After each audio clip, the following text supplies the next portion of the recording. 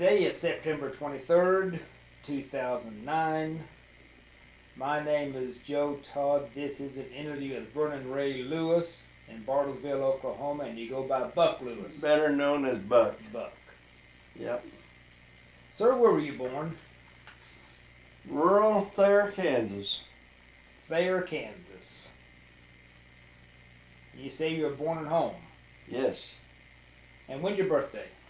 June 28th, 1929. 1929. Who was your father? Raymond Lewis. And your mother? Gladys What was her maiden name? Hughes. Now, did you go through school in Thayer? No. I went my first 7 years at a valley school, which is 4 or 5 miles south of Galesburg. Mm-hmm. South of? Because we lived on 480 acres, 4 miles south of Galesburg, and I walked to school. Is that south of Yalesburg? Galesburg, Kansas. Okay.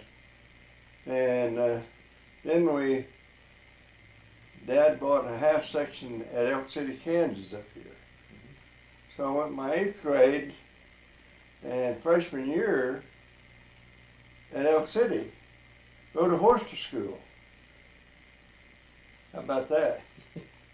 And on Saturday sometimes I took a team and wagon to town to get feed. What part of Kansas is Thayer located? It's straight up 169. About, you know where Cherryvale is? Yes. Well, you know where the 400 goes across? Yes.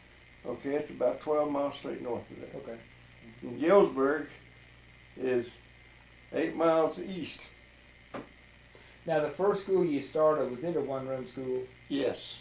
What was the name of the school? Valley. Valley. District number 36. What was your teacher's name?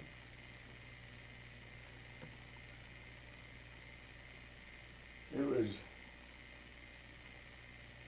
her last name, Carson. Mrs. Carson. How did she handle all 8 grades in one room? Oh, it was easy. There was only 14 or 15 of us all together. Yeah. So what chores did you do in the farm? Well, you don't believe this, but I haired corn behind them mules when I was 7 years old.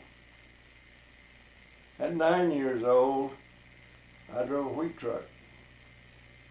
All wheat to town. What kind of truck? 31 Chevy truck. Mm-hmm. My dad bought a new combine in 1938. And he bought this Chevrolet 10.5 truck. He hired a guy to drive it. And the guy was trying to get out of the field loaded with wheat in regular low. Dad told him to put it in grandma, and I got it, grandma, pulled it down in regular low. And slipping the clutch, Dad reached in, turned the key off, grabbed him, says, "Here's $1, there's the road, get." Said, "Buck, get in there and take it to town." I was 9 years old. Yep. What were the names of your mules? Oh my, I don't know. There's 4 head of them. Did you have a walking plow or riding plow? Walking plow had a riding cultivator, 1-row cultivator. That a team, just took a team to pull in. With 4 head of mules, I pulled 3 sections here. You had to walk behind it. How many acres could you work in one day? Oh, probably about 10. What did you raise besides wheat? Corn, lots of corn, and sorghum, lots of hay, prairie hay then, and then we went to start raising alfalfa. Okay. Up there by Thayer, what kind of house did you have? Well, the one I was born in was just a one-story bungalow, but then we moved over on 480 acres. It was a two-story house, pretty good-sized house. We had 2 barns on it. We always raised a lot of hogs, milked a lot of cows too. How did the Depression affect you and your family? We just worked hard. My dad, you can believe this or not, bought 2 railroad carloads of cattle, Parsons stockyards. Well, it turned out to be, there was, I believe, there's either 50 or 60 head of cattle for $200. What kind of cattle? What brand? What breed? Oh, mixed beef breed. cattle. Okay. And that was in 1934. In 1936, he took them to market in Kansas City. And the prices came up a bunch. Well, he took the steers and the undesirable heifers, got rid of them. He kept good heifers. And boy, he had a pocket full of money. I mean, between 34 and 36, cattle really jumped. And so then he bought the new tractor, and in 37 he bought a new car. Give $690 for a 4-door deluxe Chevrolet. Can you believe that? Brand new. Had radio, didn't have radio, had a heater. How bad were the dust storms around there? They weren't. Had to go west, where my wife came from. That's where they had the dust storms. Okay. Yeah. And, but, no. Moved over to Elk City. Now, when did you move to Elk City? Well, let's see. I'd have to say we moved over south of Galesburg in 19. I started school in 1934. In 35, we moved over to Parsons, and in 40, it was either 41 or 42, we moved to Elk City. Let's see, I'd have been in the 8th grade, so I would have been 13. So 13 and 29 is 43. Where were you on December 7th, 1941? December 7th, 1941, I was in Wichita. What did you do in Wichita? Well, my dad sold out. We wasn't at Elk City only 2 years. Okay. And he sold out. And we moved to Wichita, and he went to work for Boeing. And I started my sophomore year at Wichita East High. I went from little old Elk City High School to the biggest high school in the state of Kansas. East High was the biggest at that time, not now. And of course, I was 6'1", weighed 175 pounds. When I went in to enroll, here's the basketball coach, and here's the football coach. They met me.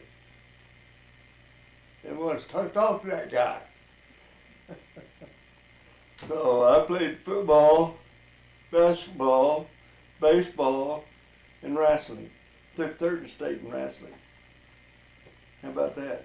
Have a good baseball team? Yes. Good football We team? won the Kansas Championship in 1945. Yeah. Yeah. What year did you graduate from high school? 46. 46. The age of 16. Now, during World War II in school, did you help with the scrap metal drives and rubber drives? No. I didn't. I worked through high school. I worked in a parking garage in Wichita mostly. What's the name of the garage? Hillcrest. Hillcrest. No, Hillside. Hillside. Yeah, Hillside. Hillside Apartments.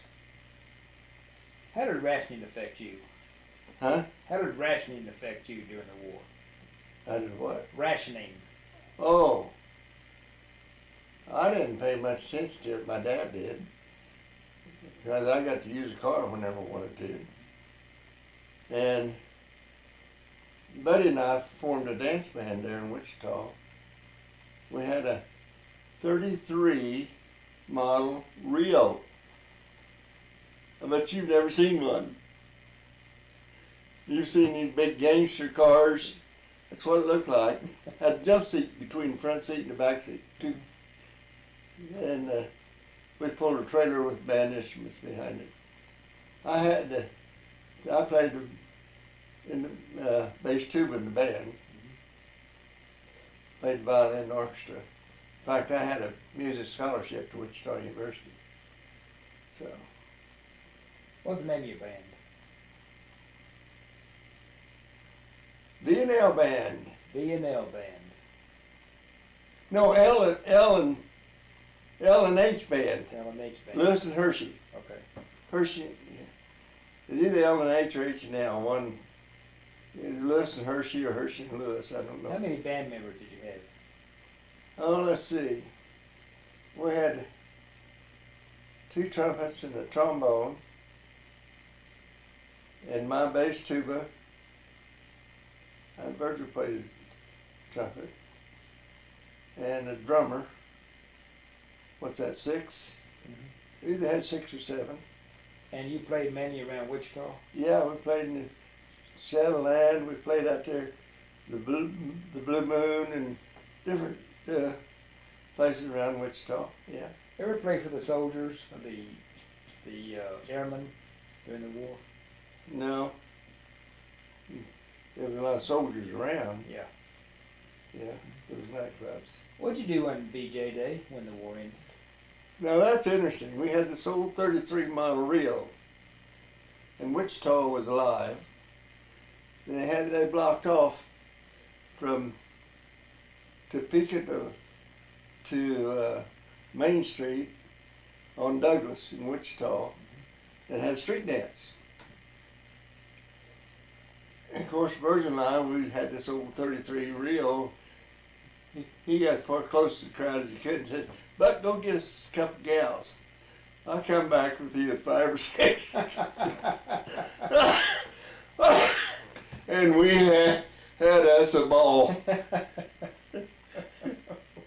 Yeah. We had 5 or 6 gals. So you had a good time? Oh, we did. My folks, they went out of town. I had an aunt and uncle lived pretty close to us. My mother's sister right there, and her husband. And they went out of town. So, and I think my sister went with them. I just had one sister, no brothers. And so Virgil and I had us a party. I think when Mom got back, she kind of chewed my butt out for the way the house looked. After high school, you said you attended the University of Wichita? Wichita University. Okay. What'd you study? What'd you study at the university? Well, I had a pre-engineering. I started out in engineering. I took a course in physics and chemistry and stuff. I just went there 1 year. Okay. And of course, you got your basics. But I got to throw chemistry and physics as part of my basics. They let me do that because I'd had some physics in high school. Okay. Now, there's University of Wichita and Wichita State University? It's the same. Same thing? Yeah, later it became Wichita State. Okay. Yeah. Okay. But at that time, it was just Wichita University. So you went there 1 year? Yeah. Then what'd you do? And then Dad bought Well, Dad bought a station out to Harper, Kansas. Well, he was a jobber for Derby Oil Company. And we had the station downtown with the sporting goods store. What does a jobber do?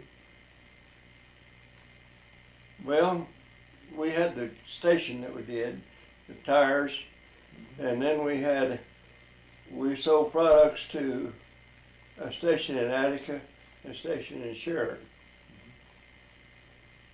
We got our gas at a special price, and then they delivered every gallon of gas they delivered to Sharon and Attica. My dad got a cut off of that by being a jobber. Same thing with tires and batteries. Okay.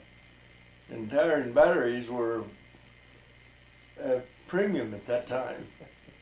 You had to have a special deal to get batteries. My dad had some kind of an in somewhere because he got all the batteries he wanted, and so he made a bit of money on that stuff. What was the name of the station? Lewis Oil Company. Lewis Oil Company. Mm-hmm. Were you affiliated with Phillips or Conoco or Gulf or Texaco? It was Derby. Derby. Derby Oil Company. Derby out of Oil Wichita. Company. Mhm. Okay. Yeah. Oh, Derby. Okay. Yeah. How long were you in Harper? 2 years. And then he bought a farm, or went back to Parsons. He had to get back on the farm. Yeah. Well, he doubled his money in 2 years on the station and the jobbership. My dad always was good at making money. And and for a guy with a 7th grade education, you wouldn't believe it. Yeah. And he never misspelled a word. And his penmanship, you ought to have seen it. It was beautiful. For a man, he had beautiful penmanship. I don't, but he did. You recall the Berlin airlift? Huh? Do you recall the Berlin airlift when the Soviet Union cut off West Berlin? Kinda, yes. What do you think about this? Oh, I didn't pay much attention. I was too young, I think. Yeah. Yeah. Because that was 1947. Because it was after the war. Oh. I don't know. I was working with Dad. Of course, I'd had some bookkeeping in high school, so she had me keeping the books too. Okay. So. How long did you work there? For Dad? Yeah. Well, about a year, because I went my 1 year to university, then went back to help my dad in the station. Okay. And did you move back to Parsons? then we moved back to Parsons, yeah. And you said you had a farm in Parsons? Yeah, my dad bought a quarter section just right outside of Parsons and went to Darien. Mm-hmm. And he wanted me to partnership with him, so we ended up milking 70 head of cows, Holsteins. We went to up in Minnesota and bought 12 head. And we bought 12 head there east of Harper from some Mennonites. So we started in that 24 head, mm-hmm. and then we bought some others locally, and we got up to 70 head. Jeez. And then I bought, after I got back out of service, I just farmed with Dad because Dad had an extra house on the place. And then I got called into service, and when I got out of service, there was 160 across the road from my dad. First thing I did was bought me some equipment. And because that Betty put every dime she worked, put every dime that I sent home in the bank. Mm-hmm. Different in a lot of ways, yeah. And so we had some money to start out with. And I went in, rented this place across the road from my dad, and went into the bank, and old Cordeloo said, "Buck, why don't you buy that place?" I said, "I don't have any money." He said, "Hell, just write a check for it, covered." So I did. So I owned 160 acres. They're at Parsons? Yeah. Okay. So you can't, not many guys can do that. That's right. But he knew us and knew my dad and said, just a check, it's covered. So Now, were you enlisted? Were you, I joined in 1950 in February, I think. I joined the reserves, 930th Ordnance Ammo Company. 930 Ordnance Ammo Company. Yep. Where's that located? It was located at Parsons at that time. Okay. Why'd you join the reserves? To get one night out a week and to get a monthly paycheck, What'd you make a month? $45. And then when we got activated, and 3 months later, they met out east of town, had a big meeting. You boys are now on active duty. You ought to see the faces drop, mine included. What do you think when they were told you're on active duty? Oh, hell. I thought, man, what have I done? You know? Now, had the Korean conflict started at this time? Oh, yeah, just starting. Now, when did North Korea invade South Korea? I think it was in May or June of 1950. Okay. So you're called to active duty. Just pretty close to right after it happened. Yeah. Where did you go when you were called active? Where did the unit Fort go? Sill, Oklahoma. Fort Sill. Mm-hmm. How did you travel to Fort Sill? Train. We left Parsons by train, MK&T, because that was the MK&T headquarters. 200 of us. What did you do with the unit? Well, since I had a year of college, I got a little better treatment than some of them. So I did a lot of paperwork. I was in charge of ARs and this kind of stuff. AR. Army regulations. Okay. And then when we got orders, 2.5 months later, we got orders to go be shipped out. So the lieutenant put me in charge of paperwork to get all the paperwork for all of our supplies and stuff to be shipped. So I had to do that. And he gave me a new rank. I buck private to a PFC. Man! So anyway. What do you remember most about Fort Sill? Well, there's some things, probably, well, there's several things. First, we had a black, of course, everything was segregated then. And there was a black trucking company down the road from us. And then there was a company from Alabama. So one day there was 3 black boys coming down the sidewalk and 3 Alabama boys coming at them, 3 dead black boys. Remember that. Them black boys didn't want to get off the sidewalk. They did. They buried him. That's the way times were then. What happened what happened to the guys from Alabama? I don't know, because we got shipped out a little bit later. So they was in the brig last time I knew. Yeah. And How long were you at Fort Sill? 2 months, something like that too. What type of training did you have at Fort Sill? Huh? What type of training did you have at Fort Sill? Basically, we had a little bit of marching. We went through the infiltration course, and we seen a blood and guts movie, and that was it. Now, what do you do in an ordnance ammo company? That's ammunition. You handle it in charge of ammo dumps. Okay. Supply. And when we arrived in Korea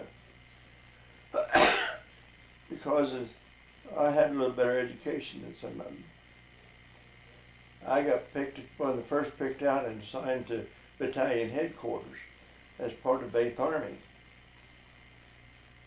And my job was to deal with frontline troops getting supply. Then I was promoted to corporal. So I could have, and that was my job. Yeah. Where'd you go from Fort Sill? Huh? Where'd you go from Fort Sill? Seattle.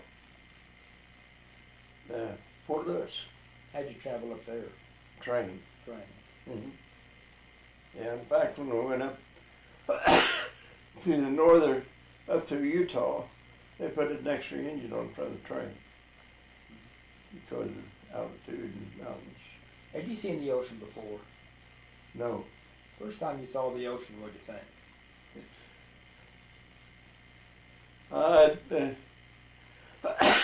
I was too busy doing other things, pulling pranks.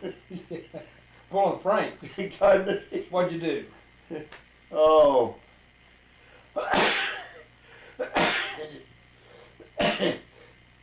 One of them, we had a guy that wasn't quite, had a little problem up here. I don't know how he got in the Army, but even sent him overseas. He didn't make it, but didn't come back. But anyway.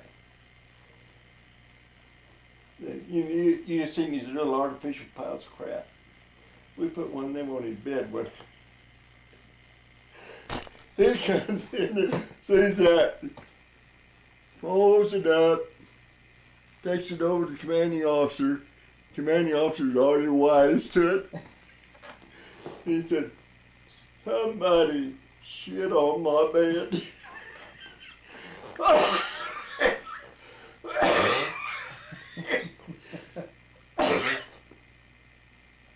And commander said, "Well, I'll look into it. We'll give you a new clean sheet." Of course, the sheet wasn't dirty, So he gave another, had him go to the supply room and get another blanket. He called a couple of us in and said, "Buck, you guys need to settle down a little bit." I said, "Well, we didn't hurt anything." "Well," he said, kind of let up on the guy because he's got a little problem. Okay. Oh, yes. Just stuff like that. How long were you at Fort Lewis? Oh, not 3 days. And the end of the first day, a couple of us decided to go in. You're not supposed to leave. He was restricted. But we got a taxi driver on our side, and so he said, "Well, you guys don't have passes, so you get in the trunk." He took us right through the gate. They didn't check the trunk. There was 2 of us in the damn trunk of that car. You can imagine what that was like. We went downtown. I'm not going to tell you what we did. Why not? Well, she did leave, but anyway. We had a ball. Yeah. How long were you downtown? Oh, well, they shipped out at, I think 6 o'clock, 6 or 6:30 the next morning. And we got out there just about, when we got there, they were lined up, ready to load up. And the guys had already put our bags out in the line for us. We had buddies. We just fell in, loaded up. What ship you get on? General Meigs. General Meigs, M-E-I-G-S, or M-E-G-G-S, I don't know which. Okay.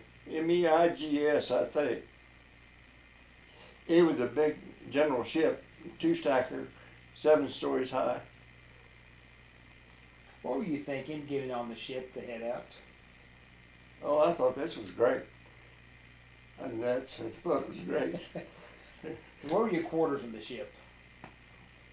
Oh, they had a deal Well, we had 5,500 troops on board, plus equipment. Of course, equipment was on one end, the troops on the other, or something like that. And so it was, I think, about midship down below decks.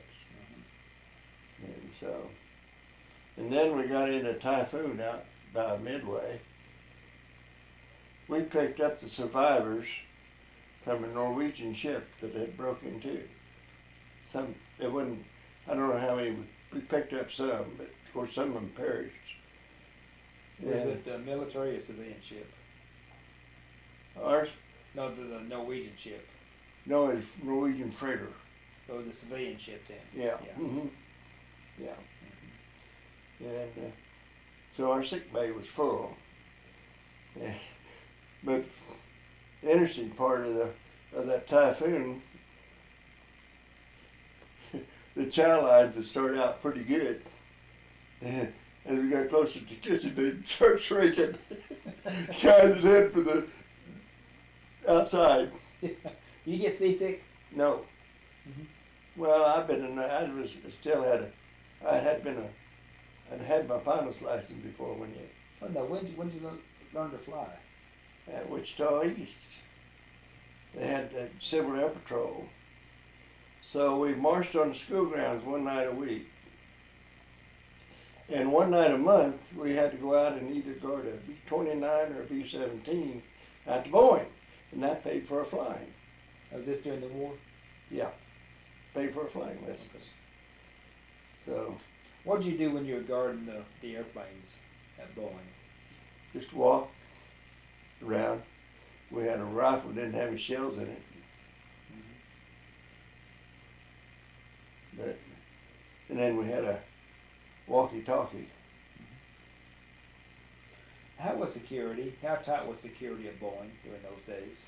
Oh, it was pretty tough, I think. Yeah, pretty tight. My dad worked there. Yeah. And, So how did you get on post and off post around Boeing? in my Civil Air Patrol uniform. Okay. Then let's go on. Yeah. And So you learned to fly in what airplane? learned to fly a Piper Cup. Tell me about your solo flight. Oh.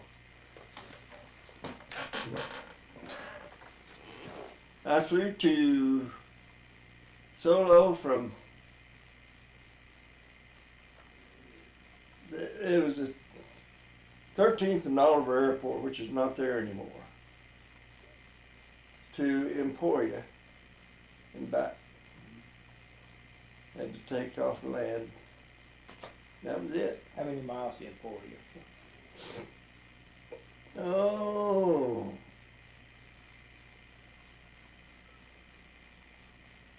$50 or $60, I suppose, somewhere in that. Air miles wasn't probably that far. And when did you solo? Huh? When did you get your license? 1945. 45. Was the war still going on? Yeah. Okay. I was only 45. I was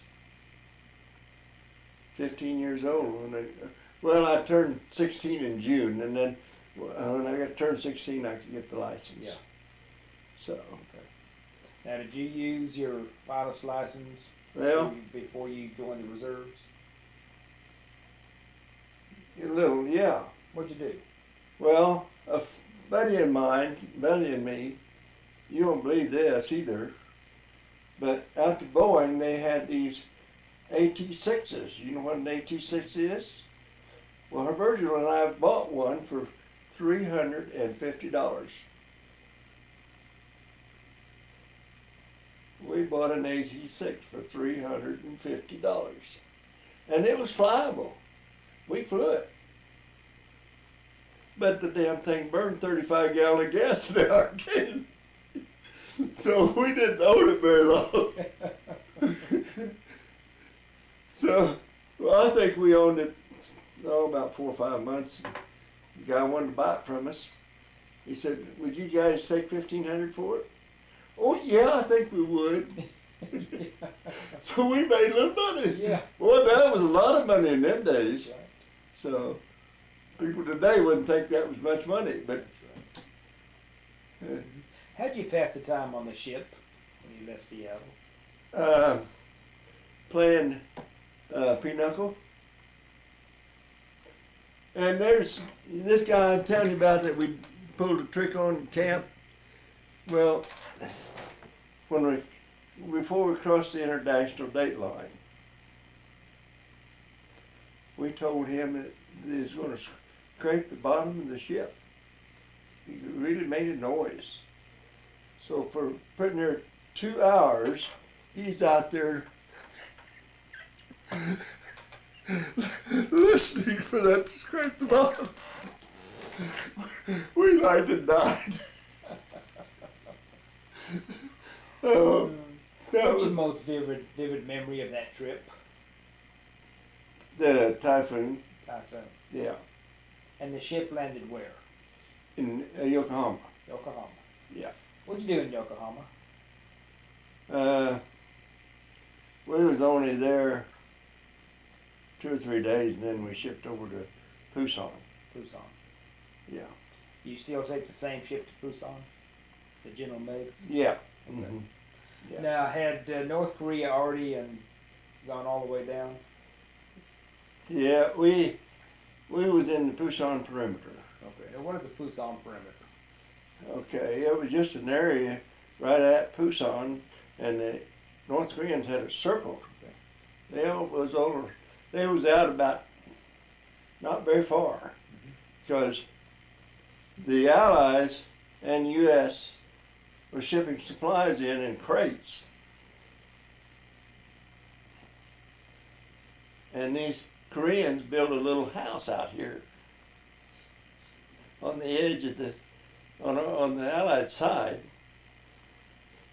put some celluloid windows in it, and it was cold. It was January or February, and old Tex looked at me, said, "Buck, that thing looks kind of flimsy. You reckon it'll burn?" I said, "I don't know." So we got our lighters out. He said, "I'll take that corner and you take this corner." And of course it just took off like that. What was it made of? These crates, they ship crates. stuff in. Okay, yeah. Wooden crates. And that wood's thin. It's just like kindling. And towards it started burning. Here comes these guys out, a couple of them with their pants in one hand, their shoes in the other, cussing. And these gals came out with blankets around them, but they went toward the enemy lines. And about 5 minutes, we heard some shots ring out, so we figured they finally shot them. So So what'd you do with the Busan perimeter? we moved out of there and moved north and established a ammo dump. Still in the perimeter? Yeah, just barely. And then, of course, I had to deal with frontline troops. So, I even got, one evening, I put in there, I did get shot at. My truck did. I went over to Mason, 1st Marine Division, got a truckload of cots. And then I started back to the company. It was cold, so I put the windshield up. Now, I didn't go very far till I heard a splat. That guy come across my windshield, cut it out, then cut my radiator out. I had one slug hit my cigarette lighter about halfway through it.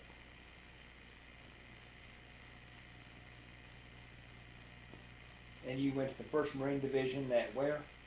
It was at Mason, Mason. How you spell Mason? M-A-S-O-N, M-E-S-O-N. just like Mason, Okay. M-E-S-O-N. M-A-S-O-N. M-A-S-O-N. Okay. When did that happen? That was in, must have been in about March, probably around March or April of 1951. Okay. Now, this is the North Koreans firing at you? Yes. Okay. So Yeah. how long were you at the Pusan perimeter? Oh, probably, I don't know, 20, 30 days somewhere. What'd you do in those 20 or 30 days? Not a whole lot. Now, how big was it? We finally established this ammo dump. And I came in one night about midnight. And the CO, well, the officer, OD, officer of the day, came in there. He was supposed to be running guard. They had guard posts around this ammo dump. He said, "Mr. Lewis, will you take me around and check the guard post?" I said, "Yes, get in. Let's go." We got checked most. Then we got up right close to the line. And there's supposed to have been a black guy guarded. Well, we just eased by him. He never hollered at us. So Lieutenant got out. You know, that guy was shaking. He said, "Why didn't you holler the first halt?" I was just getting ready to, sir. And so he chewed him out. Then we went on.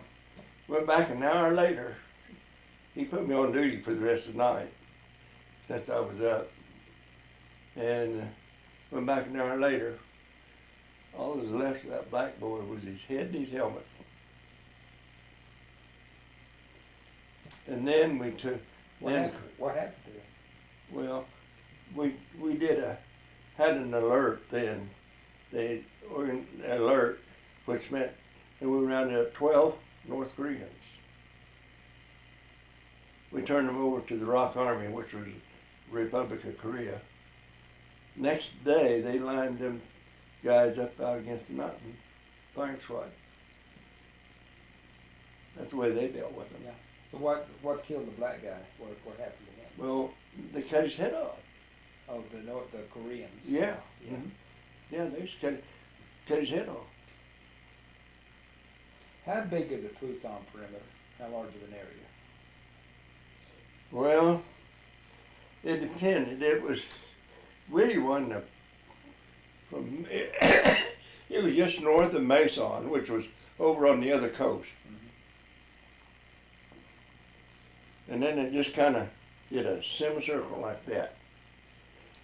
So it went from there clear across to the other coast. How wide is Korea at that point? I don't know.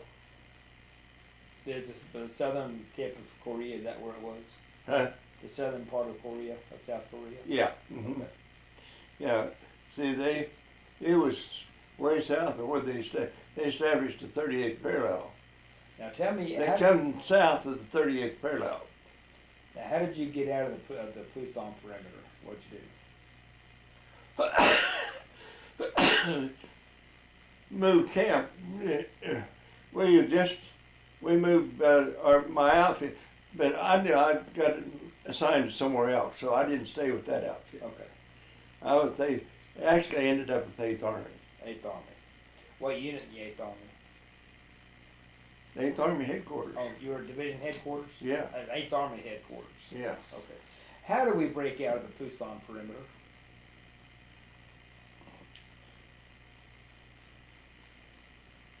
As far as I know, just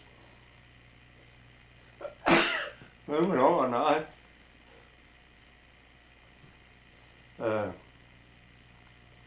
Inch by inch, I guess. I know they had the Incheon invasion. Yeah. Mm-hmm.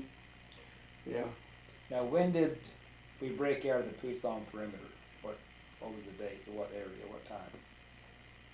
Well, I'd say by July of '51, we were waiting. Most of them were north of there. Yeah. Yeah, I'd say July '51, somewhere like that. So, from the Pusan perimeter, where'd you go? Well, I got about as far as Tegu, and that's when I got wounded. Now, what did you do with 8th Army headquarters? My job was to deal with frontline troops to get them supplies. Okay. That's what I was doing when I had that load of cots, canvas cots, getting supplies, Okay. moving them up. A lot of it was ammo. So the supply would be what the is that S4, G4, S4. S4. Okay. Mm-hmm. Yeah, I was assigned to S4. Okay. Mm-hmm. And you were based. Huh? Where were you based in South Korea? Well, Where was 8th Army headquarters? 8th Army headquarters was south of Pusan, up on top of the hill. Okay. But I was all over.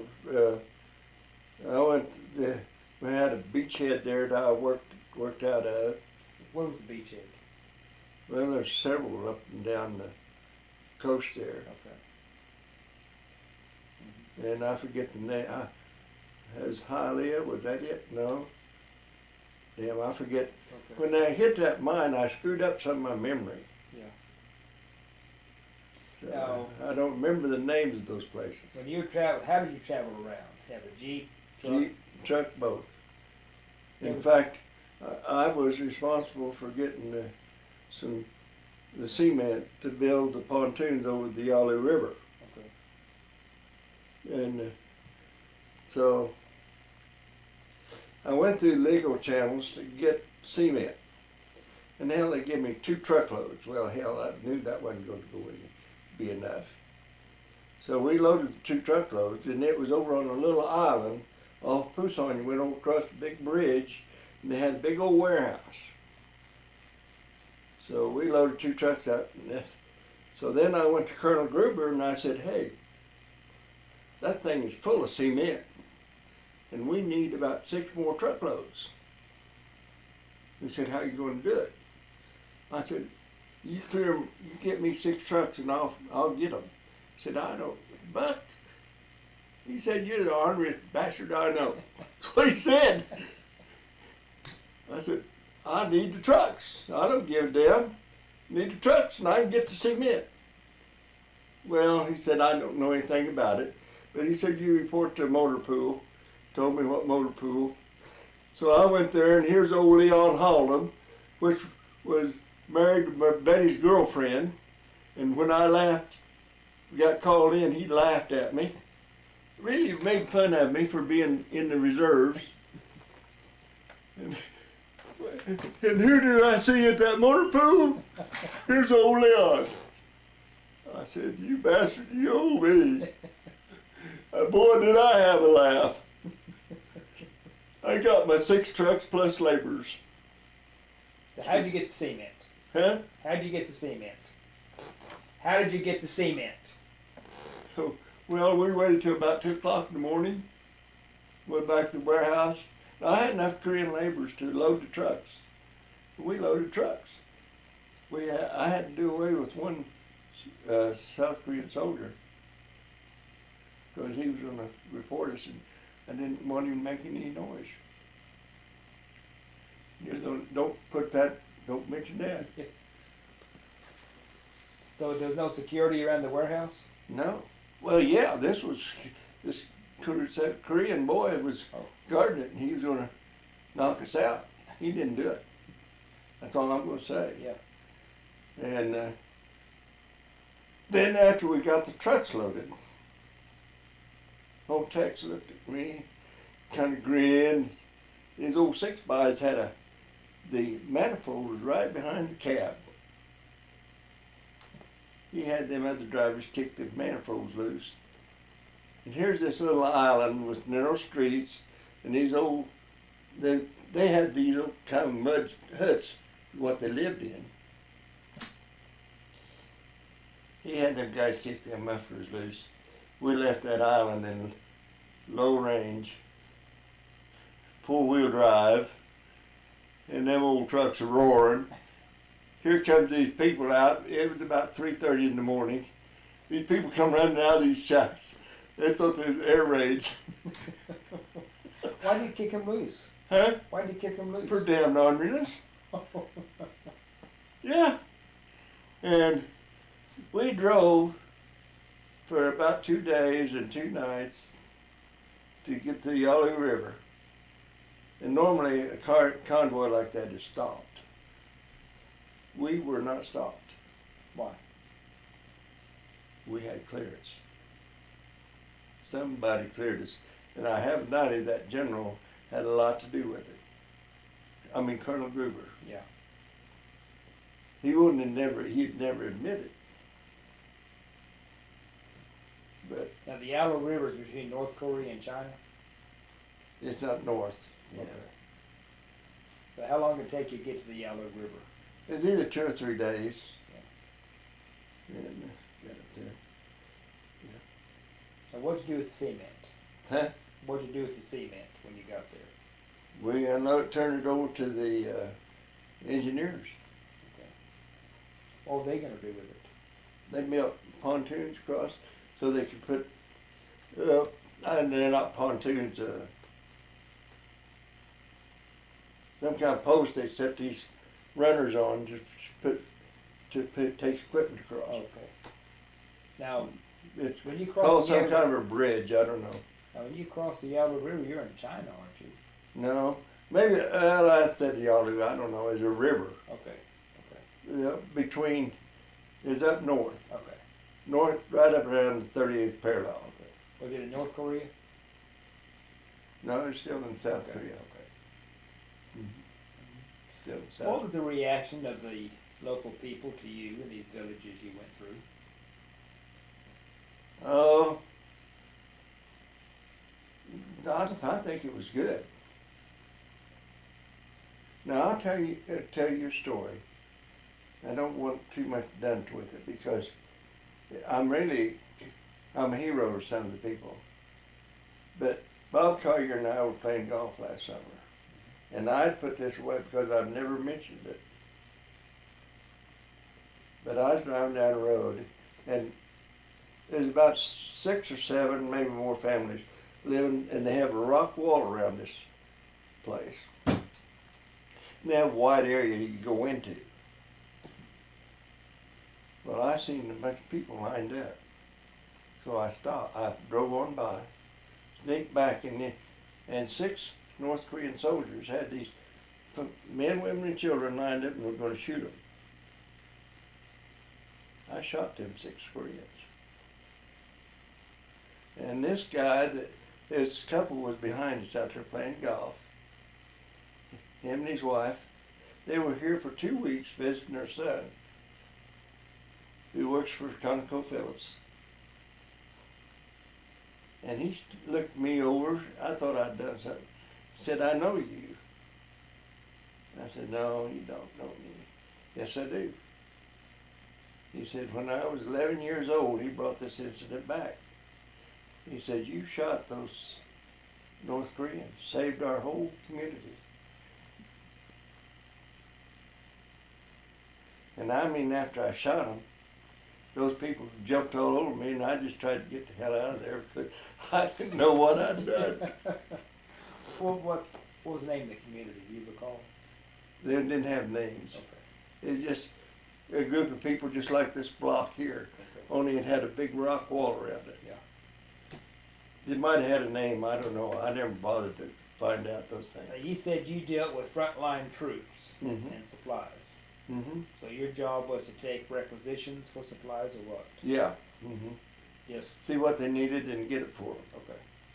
How were the supplies delivered? By truck. By truck? By truck. And how long were you in Korea? I went over there in November, and I got wounded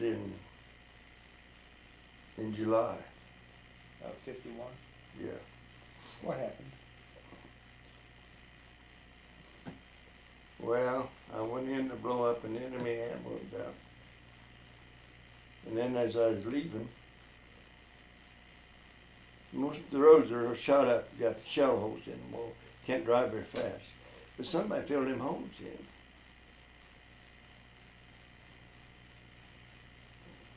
Done me.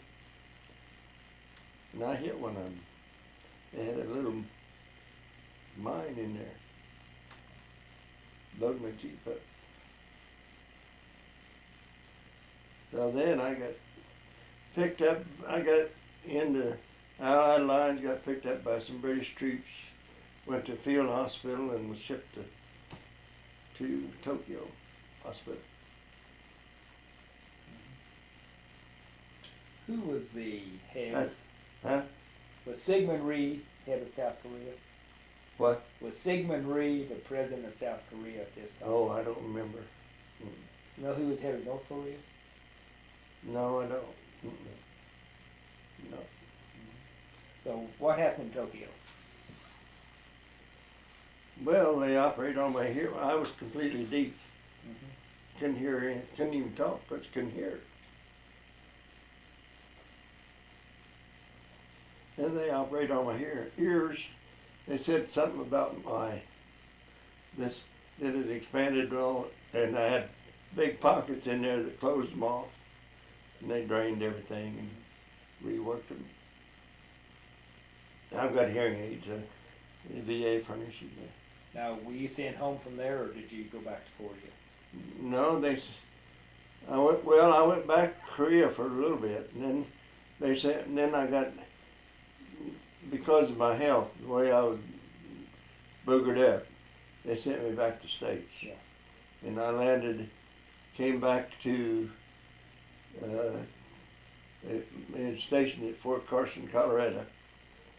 And I was there for 2 or 3 weeks, and then they sent us down to Fort Hood, Texas. Mm-hmm. I drove a new 6x. They had these new GMC automatic. Boy, that was a nice truck. And I drove one of them from Camp Carson. Well, it's Fort Carson today. It was Camp Carson then. And to Fort Hood, Texas. They operated on my knee. I had this knee wounded too, and they operated on it in Fort Hood. And when did you get your discharge? In April 1952. You know, I didn't ask, when you first joined the reserves, did you have a basic training? No. Nope, never did have basic training. And also, on the trip over on the General Meigs, what were you told to do in case the ship was torpedoed or something? Oh, we did have some drills. Okay. Yeah, they had lifeboat drills. Mm-hmm. Yeah. What'd you do after the war? That's when I started farming. Went back and rented some land, bought me some farm machinery. And, This Parsons? yeah. The old banker wanted me to buy new farm machinery. I said, no, I'm going to pay cash. I had the money. I made a little money over there. I'm not going to tell you how. Where'd you meet your wife? Oh, I met her when my dad had that. Well, I really met her when I lived in Wichita. My aunt and uncle had a Minneapolis Moline dealership at Anthony. And they had 2 boys. And Louis Neal and I was goofing off one night, and I tried to date her, and she wouldn't have anything to do with me. This an Anthony? Yeah. And then when then we moved to Harper. Dad bought that jobber ship. And then at first she didn't want much to do with them Harper boys, but some of them had a bad name. And so that was before I was in the service. I mean, I got married in 48. So, and then I started going with her, and then we moved over to Parsons. And it was 160 miles back to Anthony.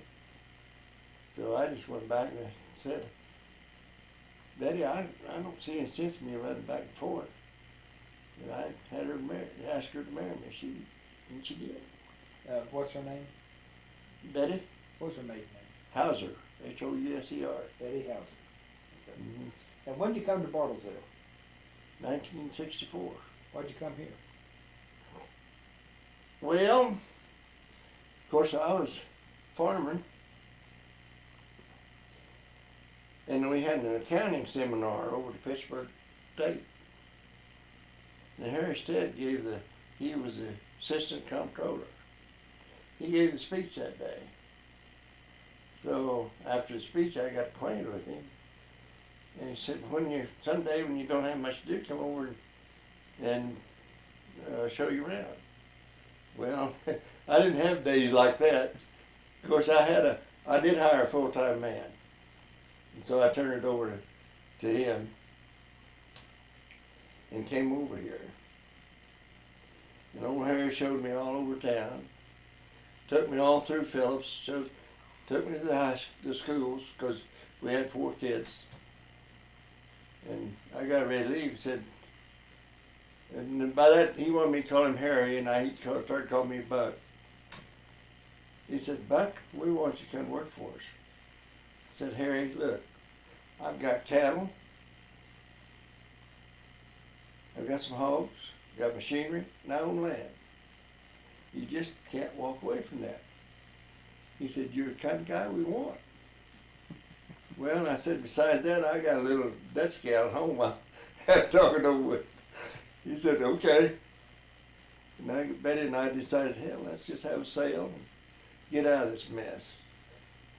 But, working 15 hours a day, I never had any pocket money because it took everything I had to operate. So I called him back and said, yeah, it'll be, you see, that was in February. I said, I'll have a sale in March, and it'd be the middle of April before I get settled up. He said, when you get everything fixed, just come down and go to work. Your office will be waiting on you. So that's what I did. When I came down here, my office was ready. All I had to do was sit down and go to work. And I didn't even have to fill out an application blank. And not many went to work that way. What'd you do for Phillips? Accounting. I was in marketing accounting. And you retired when? 1986. What have you done since you retired? Well, the first 8 years I opened my own accounting office and got my brokerage license in investments. So, yeah. Would you join the Army again? No. Well, they wouldn't have me because of my physical condition anyway. Yeah, no. But if you were young enough, would you join? Oh, yeah. I joined the Air Force probably. Because when I got back, and they sent us down to Texas after I got out of the hospital out down there, and then they wanted us to practice war. I had a friend as a senator at Emporia, and he said, Buck, you got a pilot's license, haven't you? I said, yeah. About 2 weeks, I was released from April 19th, I got a release from the Army and assigned to Olathe Naval Air Base. So when was this?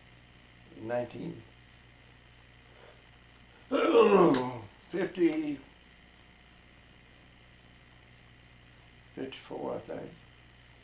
What'd you do at 53. What'd you do at the Olathe? Yeah. What'd you do there at the Navy base? I started flying the DC-3. Well, for the Navy? Yeah. Now, did you work for the Navy?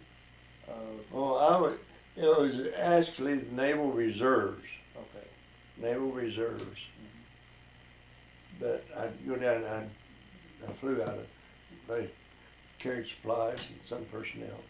And you flew where? Just I flew to different Army bases and Air Force bases around the country. Okay. Wichita, down in Texas, Oklahoma, Tinker, Yeah. Now you flew supplies to the Army and Air Force even though you were on a Navy base. Yeah. Okay. What do they need? Okay.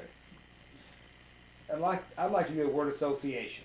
Huh? I'd like to do a word association. Okay. I'll give you some words and you give me your reaction. Okay. The first one is Civil Air Patrol. Okay. When you hear that, what do you think of? CAP.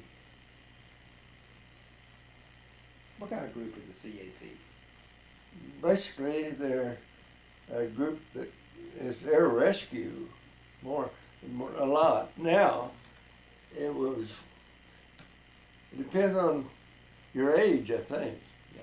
They had the Civil Air Patrol unit here was older people. They didn't have many younger people in it, but they were basically search and rescue. In other words, downed aircraft. They'd go out and search for them. And they did that some out of Wichita. Now, as student pilots, we didn't get in on that, but if you got your pilot's license, you can. Excuse me, I gotta go to bed. Yeah, go ahead. Today, when you hear the 930th Ordnance Ammunition Company, what do you think of? Oh, I was just in it during, really, just in Seaside. Okay. So, When you hear the word mobilization, what do you think of? getting ready to go to war.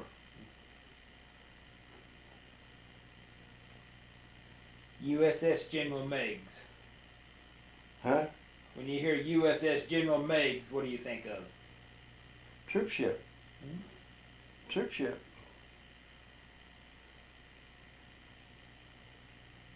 Typhoon. Storm. Oh, so big storm.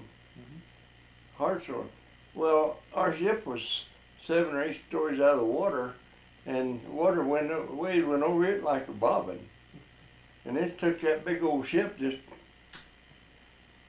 pitched it around like nothing. If you've ever been in one, you'd never forget it. Pusan Perimeter. Scary as hell. You're afraid every move you made. And when you didn't know, basically you didn't know where the enemy was at. 8th Army Headquarters. On the hill. Colonel Gruber. Huh?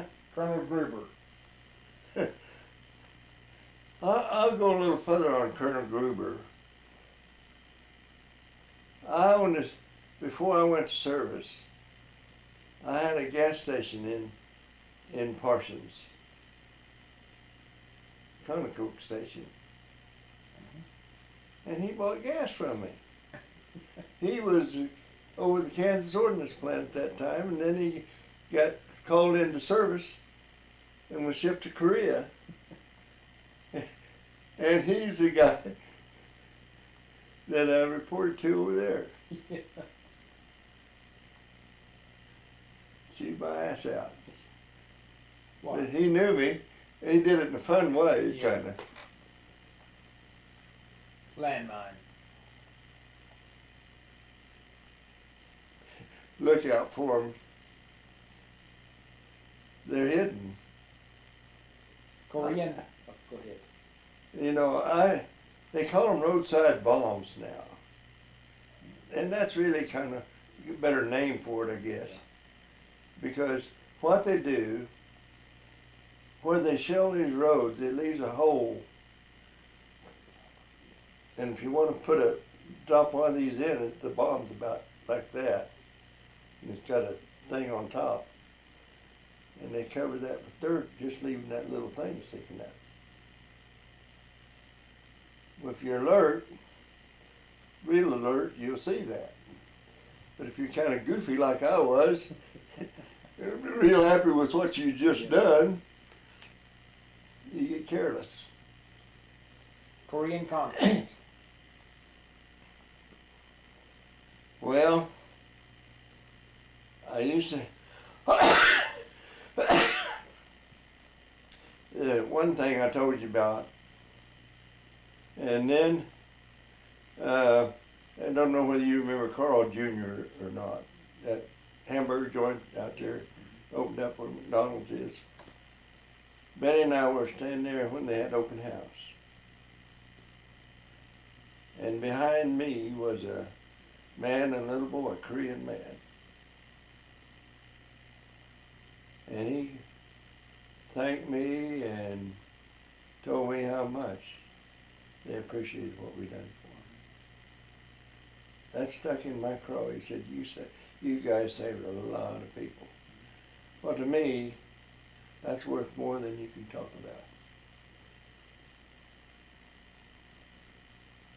And I feel like I had something to do with saving the whole community of people. And to me, if I hadn't been there, then people would have been dead.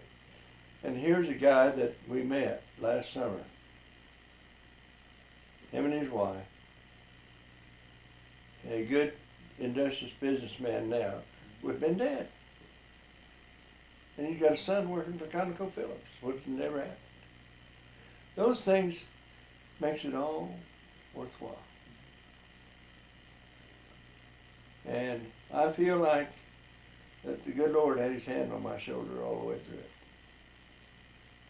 There's some things I had to go, like Putner got shot 3 or 4 times. What happened?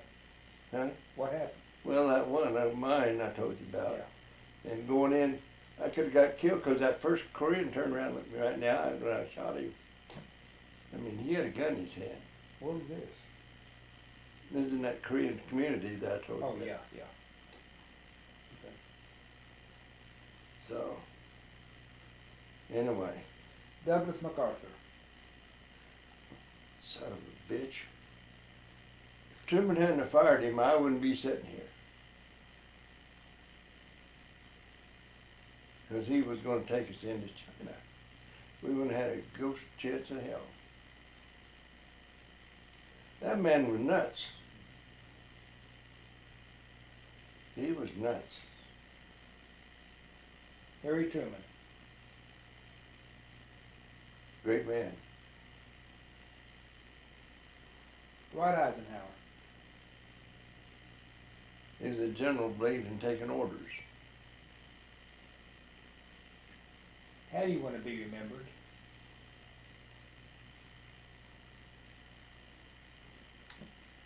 Just an old regular guy. Did what he had to do. Anything else you want to talk about? Huh? Anything else you want to talk about? Nope. Well, sir, this is an excellent interview. I want to thank you for your service and thank you for the interview. And again, this is September 23rd, 2009. My name is Joe Todd. This has been an interview with Vernon Ray Buck Lewis in Bartlesville, Oklahoma. Thank you. I got in a scrimmage and there was a boy from Carthage, Missouri. And they had this outfit pinned down. The North Koreans had our boys pinned down, and this lieutenant was standing back here in the woods, and he was telling them, "Get on, go get them." Well, we was down in a prone position, and this guy from Carthage finally panicked and stood up, started back, and shot him right here in the back. And this whole area came out. It looked bad. There was a tank about 100 yards back. The hell, why they didn't kill me, I don't know, but I got back to the tank, got it started, rolled out beside the boy, and picked him up, set him up on the fender, and had the rest of the boys get behind the tank and backed out of there with them. Well, when I got back in the safe, where we were fairly safe, this lieutenant started chewing my ass out for doing that. I got a hold of one lieutenant and started to kill him. I would have killed him if he hadn't pulled me off of him. Well, he wanted to court-martial me. So, and here's where Colonel Gruber came in again. I had to appear before Colonel Gruber, but these guys, these men in the squad came in too. And he said, "The lieutenant wants to court-martial you, Buck." I said, "What?" "Well, I did what I had to do." And then he said, "Where's these guys?" And he said, "Well, those are the guys that got behind the tank and a bulldozer and backed out. There's a bulldozer." And I said, "What was you trying to do?" I said, "I'm going to kill that son of a bitch." I said, he was putting us into certain death. It was wrong.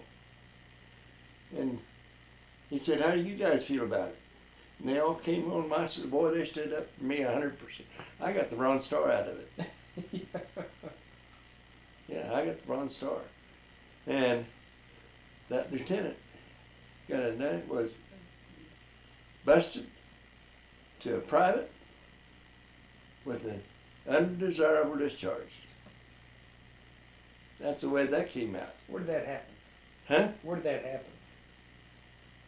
Well, it was on the front line.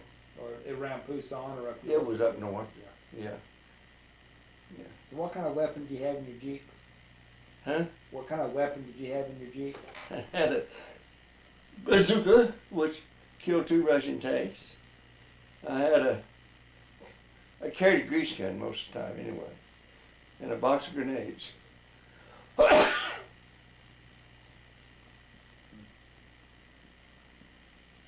What's your most vivid memory of Korea? Well, the most vivid one and is the worst one in my life is when there was Tex was with me. We was doing something with the trucks, and we stopped and we pitched tents. And about the middle of the night, here comes a bunch of them firing at us, and there was about 12 or 15 of us. There's 3 of us left. But Tex and I ran for the trench, and he fell in on top. Now this is a guy that we pulled all kinds of tranks, and fell on top of him and shed blood all over me. Now that's the worst memory I've ever had. Did he survive? Huh? Did No. No. He was dead. One of my best buddies, So his name was Tex? Tex Thompson, Where's he from? Texas. Texas. What part of Texas? I don't remember. But Was Korea worth it? well, yes, it was.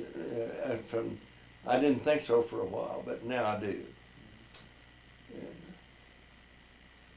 because of certain things that's happened, just like this man and woman last summer. Okay. Yeah.